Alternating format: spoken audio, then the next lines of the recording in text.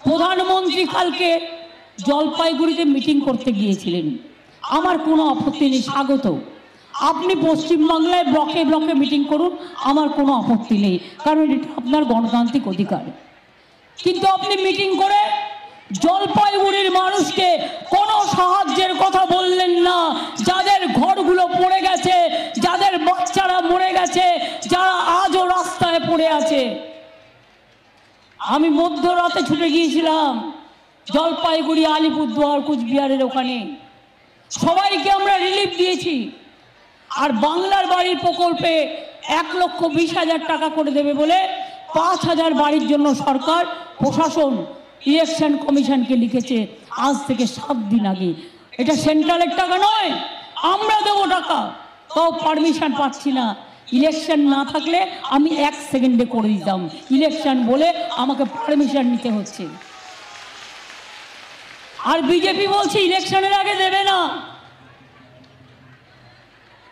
আমার গ্যারেন্টি আপনারা, আর আপনাদের গ্যারেন্টি লক্ষ্মীর ভান্ডার, আপনাদের গ্যারেন্টি কৃষক বন্ধু, আপনাদের গ্যারেন্টি 100 দিনের কাজ, আপনাদের গ্যারেন্টি আবাস যোজনা থেকে শুরু করে সব কিছু। ঘর 11 লক্ষ বাড়ির লিস্ট আমরা দিয়েছিলাম,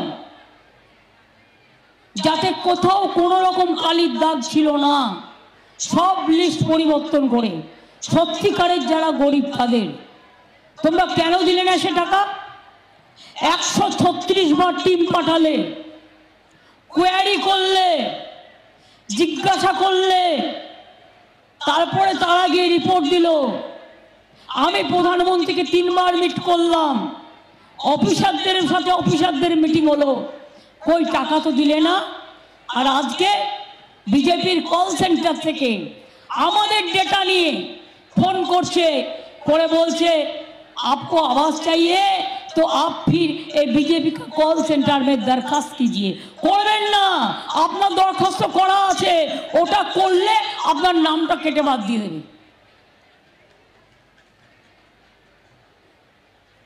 আবাস আমরাই করে দেবো, যে 11 লক্ষ লিস্ট আমি দিয়েছি। আপনাদের আমি বলি ইলেকশন শেষ হওয়ার পরেই প্রথম কিস্তির টাকা প্রস্তুতি শুরু হয়ে যাবে।